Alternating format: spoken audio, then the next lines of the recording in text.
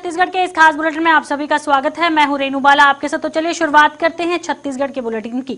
छत्तीसगढ़ भाजपा की वर्चुअल कार्यकारिणी की बैठक में केंद्रीय पेट्रोलियम मंत्री धर्मेंद्र प्रधान ने बड़ी घोषणा की है। बैठक के दौरान केंद्रीय मंत्री ने कहा है कि मोदी सरकार हर साल छत्तीसगढ़ सरकार से 10,000 करोड़ का पुराना चावल खरीद जा रही है। छत्तीसगढ़ से खरीदे गए पुराने चावल से हर साल लगभग 100 करोड़ लीटर एथेनॉल बनाया जाएगा। उन्होंने कहा है कि चावल की खरीद करने के लिए एफसीआई के माध्यम से टेंडर जारी कर दिया गया है। 2021 से पुराना चावल खरीदने का काम शुरू हो जाएगा। वहीं केंद्र सरकार द्वारा छत्तीसगढ़ से 10,000 करोड़ का पुराना चावल खरीदने के केंद्रीय पेट्रोलियम मंत्री की घोषणा पर छत्तीसगढ़ के कृषि मंत्री रविंद्र चौबे ने विरोध किया है। कृषि मंत्री ने कहा है कि केंद्र की इस योजना से छत्तीसगढ़ में कोई फायदा नहीं होने वाला। पुराना चावल खरीदने के लिए टेंडर जारी करने से क्या होगा। उन्होंने कहा कि छत्तीसगढ़ को तब फायदा होगा जब केंद्र सरकार राज्य के किसानों से सारी धान खरीदे। पुराना चावल खरीदकर एथेनॉल बनाना उनके ही फायदा होगा। करेंगे और छत्तीसगढ़ के किसानों की चावल को भी हम एफसीआई के माध्यम से इस बार हमने अभी टेंडर निकाला है।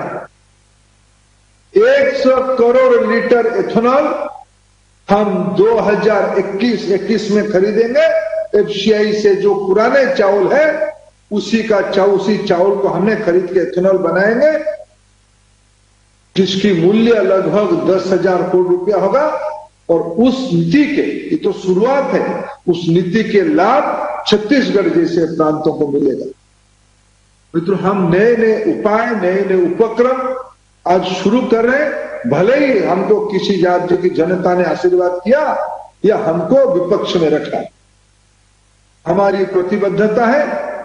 भारत की आजादी का 75 साल पूरा जब होते जा रहा होगा 2022 को, भारत को एक सशक्त देश विश्व के अंदर खड़ा करना, ये हम लोगों की दायित्व है, हम लोगों की योजना है, हम लोगों की रणनीति है। और उसमें छत्तीसगढ़ के बिना ये संभव नहीं हो सकता है। भारतीय जनता पार्टी एक जिम्मे, अगर इस तरीके से उनकी घोषणा है तो इसके आगे भी और घोषणा करना चाहिए कि छत्तीसगढ़ सरकार जो धान की खरीदी करती है उसके अलावा जो शेष धान छत्तीसगढ़ में बचता है, वो चाहे ग्रीष्मकालीन धान हो या 15 क्विंटल लेने के बाद का किसानों का धान हो, उसकी खरीदी करने के बारे में भी अगर वो कोई बयानबाजी कर लेते तो हमें लगता कि वो एफसीआई को अनुमति दिए हैं, उसके अलावा किसी धान पे एथेनॉल बनाने की दिशा में आगे बढ़ रहे हैं। मैं ऐसा समझता हूं कि उनका बयान से उनको क्या फायदा होगा ये वो तो जाने, लेकिन उनके बयान से छत्तीसगढ़ को कोई फायदा नहीं होने वाला। छत्तीसगढ़ में नए कृषि कानून को लेकर विधानसभा का विशेष सत्र 27 और 28 अक्टूबर को हो सकता है। सांसदीय मंत्री रविंद्र चौबे ने इसकी जानकारी दी। उनका कहना है कि छत्तीसगढ़ के किसानों के लिए सरकार ने कृषि कानून बनाने का निर्णय लिया है। विधानसभा के विशेष सत्र में नए कृषि कानून को पारित किया जाएगा। वहीं 2 दिवसीय विशेष सत्र के लिए सरकार राज्यपाल को फाइल भेजी गई है।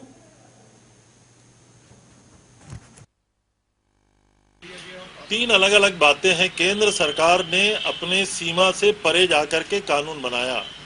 एग्रीकल्चर सेक्टर का कानून बनाने का अधिकार संविधान ने हमको दिया हुआ है, राज्य को दिया हुआ है। केंद्र ने उसको एग्रीकल्चर ट्रेडिंग, व्यापार का शब्द जोड़ करके कानून बनाया है। तो सुप्रीम कोर्ट तक तो हमारे लोग गए हैं विधि विशेषज्ञों से राय लेकर के। अब छत्तीसगढ़ में हम अपना कानून बनाने जा रहे हैं। महामहिम के यहाँ हम लोगों ने एक नस्ती भेजी है। 27 और 28 अक्टूबर को विधानसभा का विशेष सत्र बुलाने के लिए माननीय मुख्यमंत्री जी और माननीय स्पीकर साहब से सिग्नेचर करा करके माननीय महामहिम तक हमने अपनी फाइल भेजी हुई है। और हमारे विभाग का ड्राफ्ट तैयार है। जो प्राइवेट मंडी का बिल है, जो कॉर्पोरेट सेक्टर के कॉन्ट्रैक्ट फार्मिंग का बिल है, जो एसेंशियल कमोडिटी एक्ट का बिल है, जो श्रम कानून की बिल है, इसके छत्तीसगढ़ में हम इस पे प्रतिकार करते हुए अपना कानून कैसे लाएंगे उसके ड्राफ्ट हम लोगों ने तैयार कर लिया है। छत्तीसगढ़ में नए कृषि कानून को लेकर विधानसभा का विशेष सत्र को लेकर भाजपा ने सरकार पर निशाना साधा है। नेता प्रतिपक्ष धर्मलाल कौशिक ने विशेष सत्र को लेकर कांग्रेस पर तंज कसते हुए कहा, कोई ऐसा संकट का समय नहीं है जिस पर विशेष सत्र बुलाया जाने की आवश्यक हो। उन्होंने कहा है कि सभी बिल किसानों के हित में है। आखिरकार कांग्रेस के पेट में दर्द क्यों हो रहा है।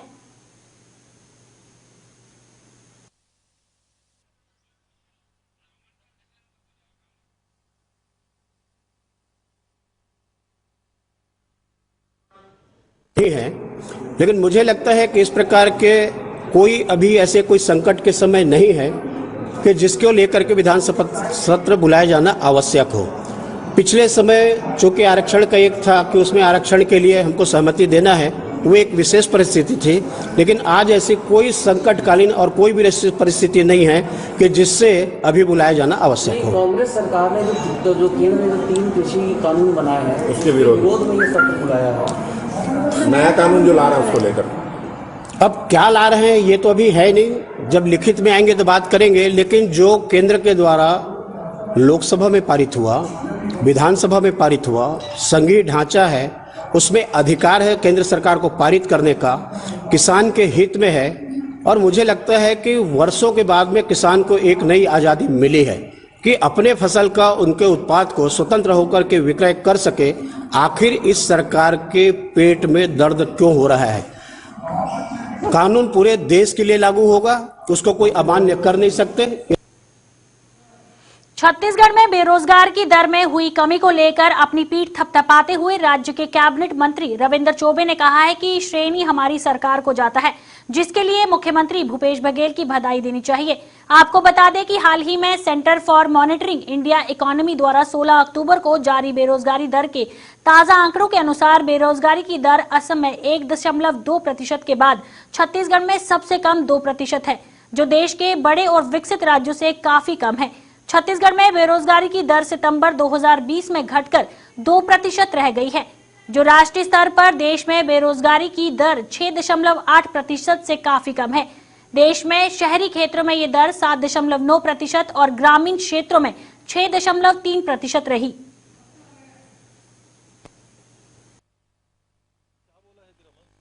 जो अभी आंकड़े आए हैं उसमें छत्तीसगढ़ का स्थान लगभग पहले नंबर पे है, तो मैं ऐसा समझता हूँ ये सरकार को इसका श्रेय जाना चाहिए, मुख्यमंत्री जी को इसका बधाई देना चाहिए।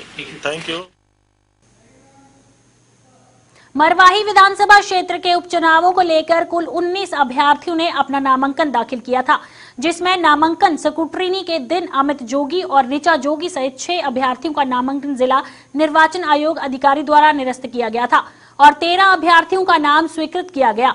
वहीं नाम वापसी लेने के दिन 6 निर्दलीय प्रत्याशियों ने अपना नामांकन वापस लेते हुए कांग्रेस प्रत्याशी को अपना समर्थन दे दिया है।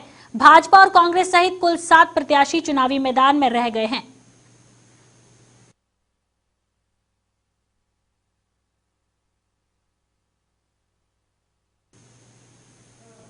मारवाही विधानसभा क्षेत्र के उपचुनाव में अपना व अपनी पत्नी का नामांकन रद्द होने के बाद अमित जोगी ने जिला निर्वाचन अधिकारी को आवेदन देकर नामांकन स्क्रूटनी के दिन वीडियोग्राफी और सभी दस्तावेज मांगे। रविवार होने के कारण उन्होंने दस्तावेजों की कॉपी नहीं मिली। अमित जोगी उपचुनाव स्टेगी में लेकर सुप्रीम कोर्ट में करेंगे अपील। वहीं मारवाही उपचुनावों से बाहर होकर जोगी परिवार अपना नामांकन निरस्त होने को लेकर पूरे मारवाही क्षेत्र में जनता के बीच जाकर न्याय की मांग करेंगे। वह अपने समर्थक व पार्टी कार्यकर्ताओं के साथ विधानसभा क्षेत्र में बने रहेंगे। गौरतलब है कि नाम वापस लेने के दिन 6 निर्दलीय प्रत्याशियों ने अपना नामांकन वापस लेते हुए कांग्रेस प्रत्याशी को अपना समर्थन दिया है। भाजपा और कांग्रेस सहित कुल 7 प्रत्याशी चुनावी मैदान में रह गए हैं।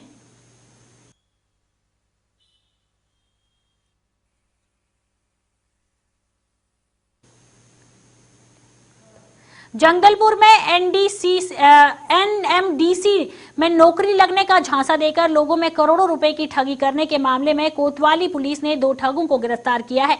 इस मामले में संलिप्त फरार एक महिला की भी पुलिस द्वारा तलाशी की जा रही है। मामले के बारे में जानकारी देते हुए सीएसपी हेमनगर सिद्धार्थ ने बताया है कि पार्थी द्वारा बीते वर्ष 2017 में एनएमडीसी में नौकरी लगने के एवज में कुछ लोगों ने उनसे 9 लाख रुपए की ठगी करने की रिपोर्ट दर्ज करवाई थी। इसके अलावा ठगी ने शहर के ही अन्य लोगों से नौकरी दिलवाने के नाम पर 42,50,000 रुपए ऐंठ लिए। जब पार्थियों ने अपने आप को ठगा महसूस किया तो उन्होंने इस मामले को लेकर कोतवाली थाने में बचेली निवासी नरेंद्र चौधरी, संजय दयाल के खिलाफ धोखाधड़ी का मामला दर्ज करवाया था। मामला दर्ज होते ही पुलिस आरोपियों की तलाश में जुट गई। पतासाजी के दौरान ही पुलिस दोनों आरोपियों को आज गिरफ्तार कर लिया है। पुलिस ने आरोपियों के कब्जे से 7 लाख रुपए से अधिक नगद समेत एक स्कॉर्पियो वाहन जब्त किया है। सीएसपी ने बताया है कि मामले में शहर की एक महिला समेत कुछ और भी आरोपी शामिल हैं, जिनकी तलाश की जा रही है। उन्होंने बताया है कि ठगों ने प्रदेश के सैकड़ों लोगों से लगभग 3 करोड़ रुपए से अधिक की ठगी की है।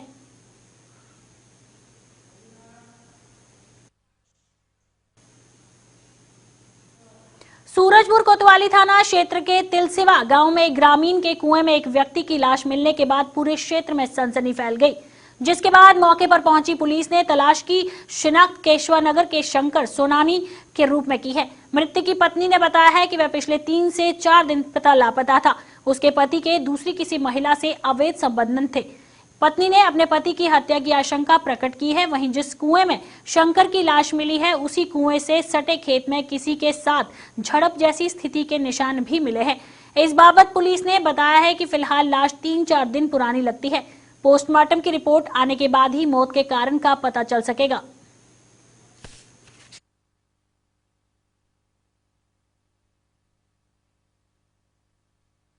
शाम के निकली थे घर से। हाँ, अभी फिर रात में निकले हैं 8-9 बजे रात में। तो बोले वहाँ मैं फोन किए केशवनगर में, कल से फोन कर रही हूँ, परसों से मेरा तबीयत खराब था तो मैं अमरीकापुर गई। तो मैं सोची कि घर में भी जाऊंगी, उनको बता दूंगी, ऐसे पैसा ऐसा होगा तो ले लूंगी। तो दुकान देखे बंद है। तो इसके बाद हम लोग चले गए अमरीकापुर से वापस आए। फिर घर में घुसी मैं तो ताला उला बंद था। और वहाँ बोलते हैं फोन करके पूछी तो कि गए हैं वो 10-11 बजे रात में निकले हैं। 8-9 बजे रात में निकले वो घर से। मेरा पति का हत्या किया गया है। कौन किया है? यही भानु लोग किए हैं। भानु के पत्नी के साथ उसका पूरा संबंध था, पूरा मेरे को पता है। मैं खुद देखी। चाहते क्या है? मैं क्या चाहूंगी, मैं चाहती हूँ कि उन लोगों को नहीं छोड़ूंगी, सजा मिलना चाहिए। मेरे 3 बच्चे हैं। मेरी अभी 2 महीने की बच्ची है। अभी 2 महीना पूरा नहीं हुआ। 2 महीना भी मेरे बच्चे लोग का नहीं हुआ है। ये कोतवाली थाना क्षेत्र के ग्राम तिलसिवा से भानु प्रसाद रजवाड़े ने थाने में सूचना दिया था कि उसके घर के पिछवाड़े बाड़ी के कुएं में एक लाश तर रही है, जिस पर पुलिस मौके पर पहुंचकर वो लाश को बाहर निकलवाए और वहां के उपस्थित लोगों से तथा सोशल मीडिया के माध्यम से उसकी पहचान कराई गई। जो केशवनगर के शंकर सोनवानी के रूप में उसकी पहचान हुई। उसमें 3-4 दिन पुरानी लग रही थी क्योंकि उसके चमड़ी उधड़ गया था बॉडी से, और उसमें पोस्टमार्टम के लिए भेजा गया है। पोस्टमार्टम रिपोर्ट के बाद जैसे तथ्य आएंगे उसके आधार पर वैधानिक कार्रवाई की जाएगी। अभी पोस्टमार्टम रिपोर्ट प्रथम वर्ग जांच के दौरान जो तथ्य आएंगे उसके आधार पर कार्रवाई होगी। जगदलपुर का विश्व प्रसिद्ध बसंत दशहरा का प्रमुख आकर्षण फूल रथ की पहली प्रक्रिया पूरी हुई। फूलों से सजे 8 चक्के के इस रथ को लेकर जगदलपुर और तोकापाल तहसील के 36 गांवों से पहुंचने लगभग 400 ग्रामीणों ने खींचकर गोल बाजार का परिक्रमा किया। उल्लेखनीय है कि काला नेत्र नरेश पुरुषोत्तम देव ने एक बार श्री जगन्नाथपुरी तक पैदल तीर्थ यात्रा कर मंदिर में स्वर्ण मुद्राएं तथा स्वर्ण भूषण आदि सामग्री भेंट अर्पित की थी। राजा पुरुषोत्तम देव को स्थापित की उपाधि से विभूषण किया गया। जब राजा पुरुषोत्तम देव पूरी धाम से बस्तर लौटे तब उन्होंने धूमधाम से दशहरा उत्सव मनाने की परंपरा का शुभारंभ किया। इस साल कोरोना के संक्रमण को देखते हुए बस्तर दशहरा समिति और जिला प्रशासन द्वारा पूरी सावधानी के साथ ही इस रस्म को मनाने का निर्णय लिया गया है। समिति द्वारा 400 स्वस्थ युवाओं को ही इस रस्म में भागीदारी निभाने की जिम्मेदारी दी गई है। इन सभी युवाओं को पहले से ही क्वारंटाइन में रखने के साथ ही कोरोना जांच भी की गई है ताकि संक्रमण की किसी भी संभावना को खत्म किया जा सके।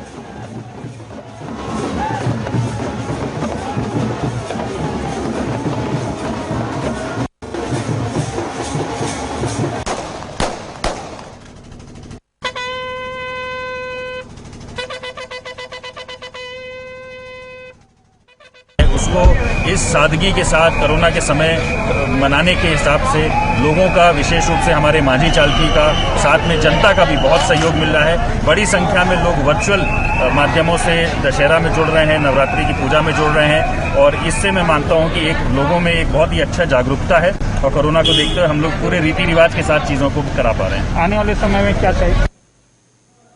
छत्तीसगढ़ के इस बुलेटिन में फिलहाल इतना ही। इसी के साथ दीजिए इजाजत। नमस्कार।